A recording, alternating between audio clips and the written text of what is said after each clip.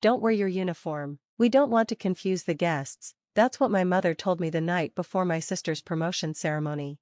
I'm Colleen Walsh. I'm 44. My clearance level outranks half the Pentagon. I've planned operations that saved lives, ended standoffs, and reshaped conflicts before they made the news. But to my own family, I'm just the sister who couldn't cut it. Funny though, when the military benefits covered Dad's surgery, or when Erica needed a reference for her transfer, they used my name, quietly. They're proud of me in secret but ashamed of me in public. Ever been used and dismissed by the same people? Drop a broken heart here if that hit too close. Let's talk about it. They never called me a failure, but silence has a way of cutting deeper than words ever could. When Erica got promoted to major, they threw a party with a printed banner and catered shrimp. When I returned from a 9-month deployment across 2 continents and 3 black zones, there was no airport welcome, no sign, no hug, just a voicemail from Dad. Sorry, kiddo, thought you were coming next week. At Thanksgiving, my seat was handed to a neighbor's son because he'd just gotten into law school. Apparently that outranked classified tours in hostile territory. I ate standing by the sink while they laughed about football and real estate. My medals were still in a padded envelope in the trunk of my car. They never even asked to see them.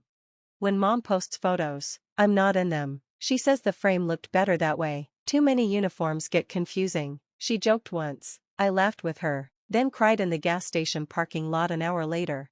They say I left West Point because I couldn't handle the structure. What they don't know is that I was recruited, handpicked into an intelligence unit so classified it doesn't even exist on paper. For 20 years, I wasn't absent, I was erased. Every time my brother got married, every time Erica made rank, every time they posted about our proud military family, I was the unnamed ghost behind the curtain, and I kept telling myself, you're not supposed to need their applause, you're bigger than this. But even warriors bleed, and sometimes the wound that hurts most is the one that's never acknowledged. I kept showing up even when they didn't want me there. I sent Mom flowers every birthday, always lies, her favorite. I mailed Christmas cards from wherever I was stationed, never signed with rank, never hinted at where I was, just love, Colleen. I watched Erica get pinned on C-SPAN's military stream. I saw my brother's wedding photos on Facebook, the ones with matching uniforms and white gloves. I hit like and commented, beautiful. No one replied. Still, I kept sending in referrals and made quiet calls to help Dad's surgery get approved through my veteran channels. They never thanked me, but they took it.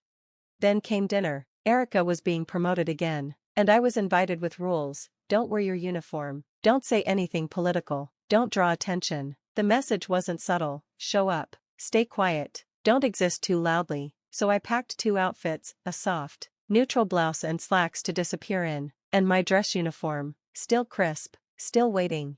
When I arrived, no one greeted me. Mom was setting name cards on the table and didn't look up. Dad gave me a nod like I was just another officer passing through. And Erica, she swept in like a senator, shook hands, kissed cheeks, then gestured toward me like I was furniture. This is my sister. She used to be in the military, now she's an admin, I think. Someone chuckled. Someone else leaned in and whispered, VA office.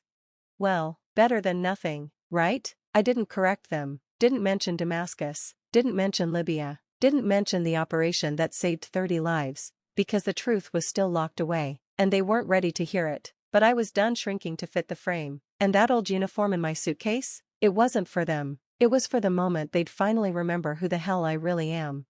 The hall was grand, too grand, for the smallness I felt. Rows of folding chairs polished to military precision, flags perfectly placed, name tags crisp, seating strategic. I was in the 3rd row from the back, under a sign that read family, unassigned. Unassigned, like I was a clerical error in their carefully curated narrative. Erica took the podium like a seasoned politician. She thanked mentors, referenced battlefield grit, and then said, sometimes people walk away from service, and that's okay. Some of us stayed and did the real work. Polite laughter, eyes flicking toward me. I sat still, posture straight, jaw locked.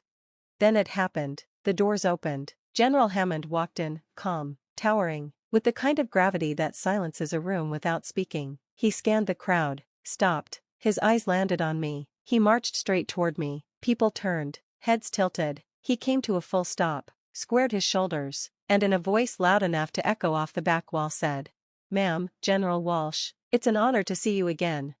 He saluted, sharp, public, unequivocal, and for a moment, Just a breath. The entire room forgot Erica existed. Erica's voice faltered. Her note cards trembled. My mother dropped her glass. My father half rose like he wanted to interfere but didn't. I stood and returned the salute, not for show, but because I would never let a man who once trusted me with soldiers' lives stand alone in respect. From behind, I heard a whisper, "Is that her? The ghost commander from Dagger?" I didn't smile, but I knew they'd tried to erase me, and in one salute, the ink came flooding back. After the ceremony, the air was thick with unspoken questions. Erica found me near the exit, heels sharp, eyes sharper. "Why didn't you say something?" she hissed. "You let me stand up there like a fool. Was that your plan?" I didn't flinch. "If your confidence depends on me being invisible," I said. "Maybe it was never that strong to begin with." Her mouth tightened, but she didn't argue. Not yet. That night, in my assigned quarters, I found it, a manila envelope on my desk. No name, no seal. Inside was a scan of an email, an anonymous tip accusing me of leading a reckless mission that caused civilian casualties, a smear, fabricated but dangerous, and phrased almost word for word from a classified after-action report I once filed. Only 3 people had access to that report. One of them was Erica. The next day, I found her behind the reception hall, mid-phone call. I held up the printout. "Did you send this?" I asked, even-keeled. She didn't blink. "Yes, because you weren't supposed to win." Her voice cracked. "You left. You disappeared. And still they never stopped talking about you. You were the mystery, the myth, and I was just Erica." She looked away like the truth burned her. I let the silence stretch, then said quietly, "Sometimes the blade in your back comes from the same hand that helped you learn to walk." She didn't deny it. She didn't apologize, just stood there, small, for the first time in her perfectly pressed uniform. I turned and walked away, not in triumph but with the heavy ache of someone who'd seen the war behind the war. She hadn't just tried to erase my service, she'd tried to erase me, and now the truth was watching her unravel. A week after the incident, I received 3 invitations, not for a medal, not for another forced family dinner, but to sit at the head of the table, my table. Erica came with a folder. Inside was a reform proposal modeled on tactics I once deployed in black zones no map ever claimed. "I don't need your signature," she said. "I just want to know what you think." I wrote one word across the top, "Advance."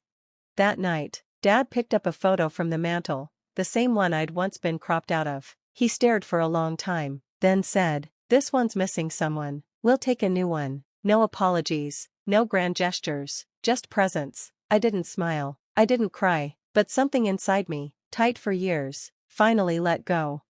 Now, once a month, I teach at Fort Campbell, strategy, morality, real-world war. Erica sits in the front row, taking notes. For the first time, when I speak, she listens. Our mother sends handwritten notes, sometimes just, "Are you eating enough?" I don't need them to be proud. I don't need them to say sorry. I just need to exist. And now I do.